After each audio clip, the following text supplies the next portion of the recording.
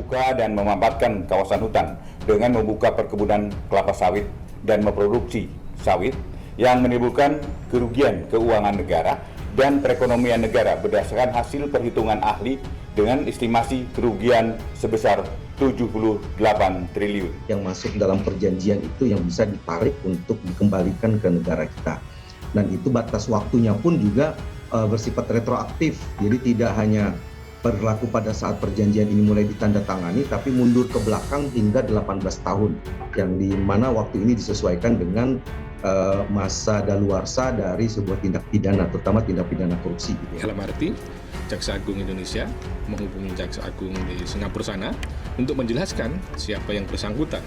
Posisi yang bersangkutan adalah buronan, yang bersangkutan adalah diduga melakukan tindak pidana, maka minta pengertiannya, minta kerjasamanya untuk melakukan ekstradisi kepada yang bersangkutan.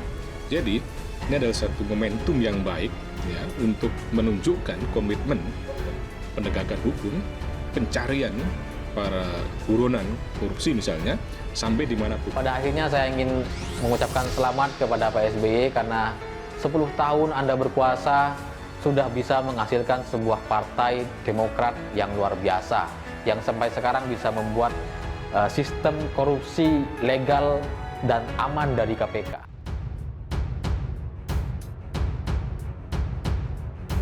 KPK menerima 2.173 laporan dugaan korupsi selama semester 1 2022. Komisi Pemberantasan Korupsi mencatat telah menerima sebanyak 2.173 laporan dari masyarakat berkaitan dengan dugaan tindak pidana korupsi selama semester 1 2022. Angka tersebut sedikit mengalami kenaikan jika dibandingkan dengan sejumlah laporan pada periode yang sama pada tahun 2021 sebanyak 2.045 laporan. Dari 2.173 laporan tersebut, Hadiana mengatakan sebanyak 2.069 laporan telah diverifikasi. Sementara itu, 104 laporan langsung diarsip karena substansi laporan tersebut bukan berkaitan dengan dugaan tindak pidana korupsi. Sementara terkait pelaporan masyarakat, Nurul Gufron, Wakil Ketua KPK, mengatakan proses verifikasi yang dilakukan KPK untuk menguji kebenaran dari informasi yang telah masuk. Selain itu, kata Gufron, KPK juga akan mengklarifikasi kepada pelapor terkait pelaporannya tersebut. Selanjutnya, kata dia, tiap perkembangan dari pelaporan tersebut juga akan diinformasikan. Video KPK bongkar kasus korupsi 116,8 miliar di era SBY. KPK ungkap korupsi senilai 116,8 miliar yang diselewengkan di era SBY untuk pembangunan mal di Bandung, dana untuk 1.000 pedagang kecil ludes. Wakil Ketua KPK Nurul Gufron mengatakan bahwa pihaknya telah meringkus 4 tersangka yang terlibat dalam kasus korupsi lembaga pengelola dana bergulir koperasi, usaha mikro kecil dan menengah di tahun 2012 sampai 2013, kata Nurul Gufron. Pihaknya membongkar kasus tindak pidana korupsi terkait penyaluran dana LPDP KUMKM di Provinsi Jawa Barat. Dalam kasus korupsi yang dirugikan negara senilai 116,8 miliar, KPK tangkap dan tetapkan 4 orang sebagai tersangka.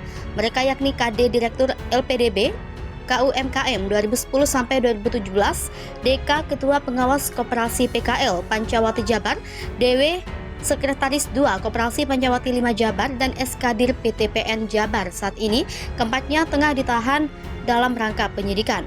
Modus dari korupsi tersebut ialah menyelewengkan dana untuk pedagang kecil dalam rangka pembangunan mal, di mana di tahun 2012 Direktur PTPN Jabar inisial SK menemui Direktur LPDP KUMKM inisial KD untuk menawarkan pembangunan mal Bandung Timur Plaza yang belum selesai 100%.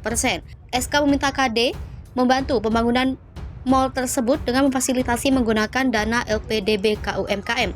Kemudian KD menyetujui permintaan SK untuk mendanai pembangunan mal tersebut. Lalu KD meminta SK agar menemui DK sebagai Ketua Pengawas Koperasi PKL Pancawati Jabar. Ormas tersebut dilibatkan dalam pengkondisikan pengajuan dana pinjaman. Ormas PKL Pancawati Jabar diminta untuk mengajukan pendanaan memakai program yang dimiliki LPDB KUMKM. Mereka meminta mengajukan peminjaman dana senilai 50 miliar rupiah ke LPDB untuk membeli kios Mal Bandung Plaza atas 1.000 pelaku UMKM. Namun data 1.000 pelaku UMKM yang dilampirkan untuk mengajukan dana LPDB diduga palsu atau fiktif. Agar penyaluran dana bergulir dan terrealisasi, KD membuat surat kerjasama dengan Kopanti Jabar tanpa ikuti manajemen risiko sebagai persyaratan pencairan dana. Korupsi tersebut berlangsung pada periode 2012 hingga 2013. Selama periode tersebut disalurkan pinjaman dana bergulir kepada 506 pelaku UMKM binaan Kopanti Jabar sebesar 116,8 miliar dengan jangka waktu pengambilan 8 tahun. Uang senilai 116,8 miliar di auto debit melalui rekening Kopanti Jabar yang dikirim ke SK senilai 98,7 miliar rupiah. Dari pencairan dana fiktif ini diduga KD menerima aliran dana senilai 13,8 miliar rupiah. Selain itu, pengurus Kopanti Jabar DK dan DW juga diduga turut menikmati fasilitas mobil dan rumah di Kopanti. Kenapa tersangka korupsi waskita beton Miska Hasnaini main dijuluki si wanita emas? Penyidik Jaksa Agung Muda Bidang Tindak Pidana Khusus Kejaksaan Agung telah menetapkan Miska Hasnaini Moin atau biasa dikenal sebagai wanita emas dalam perkara dugaan korupsi pengadaan proyek fiktif pada PT Waskita Beton Precast pada tahun 2016 sampai dengan 2020.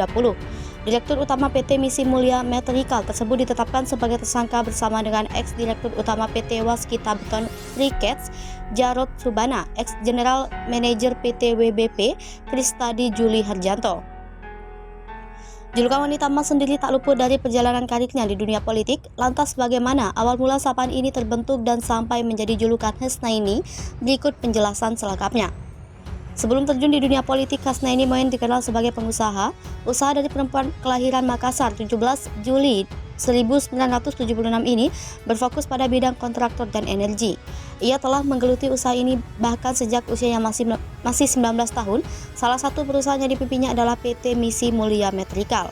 Barulah ia memulai karir politiknya ketika menjadi Wakil Bendahara Umum Partai Hanura pada tahun 2008. Namanya kian menaik sehingga bergabung dengan Partai Demokrasi Kebangsaan sebagai Ketua Dewan Pimpinan Nasional pada 2009. Awal mula julukan wanita emas bermula ketika ia mengokohkan diri sebagai salah satu kandidat calon Pilkada 2012. Ketika itu, ia memiliki maju dengan mengusung slogan Haji Hasnaini SEMM, wanita emas mengubah sampah menjadi emas. Kampanyenya pun ramai diperbincangkan karena slogannya banyak terpajang dalam iklan di kaca belakang angkutan Kopaja dan Metro Mini. Dalam catatan Tempo, julukannya wanita emas tersebut diperkuat dengan hadirnya partai yang didirikannya pada 11 Juli 2020, yaitu Partai Era Masyarakat Sejahtera atau disingkat menjadi Partai Emas. Latar belakang dari pembuat partai ini disinyalir lantaran dirinya kesal dengan Ketua Umum Partai Demokrat Susilo Bambang Yudhoyono atau dikenal SBY. Hasnaini menilai bahwa SBY tidak menghargai perjuangan sebagai kader dan lebih mendukung Agus Yudhoyono untuk mencalonkan diri sebagai calon gubernur Jakarta pada 2016. Asalnya ia juga berada dalam Partai Demokrat dan memperjuangkan dirinya sebagai calon gubernur. Hingga di saat Hasnaini Moin terjerat kasus korupsi yang totalnya mencapai 2,5 triliun rupiah, dirinya masih dikenal dengan julukan wanita emas. Saat ini ia disangkakan pasal 2 ayat 1 subsidiar pasal 3 Jo pasal 18 Undang-Undang Pemberantasan Tindak Pidana Korupsi Jo pasal 55 ayat 1 ke 1 KUHP. Keributan terbaru Demokrat versus PDIP gegara saling tuding status wanita emas.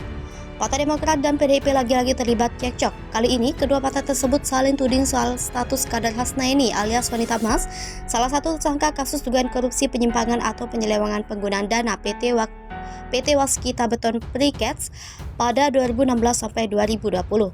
Sebelumnya, Partai Demokrat dan PDIP juga pernah saling serang soal pihak tinggal gunting pita. Kala itu, Demokrat lewat Ketua Majelis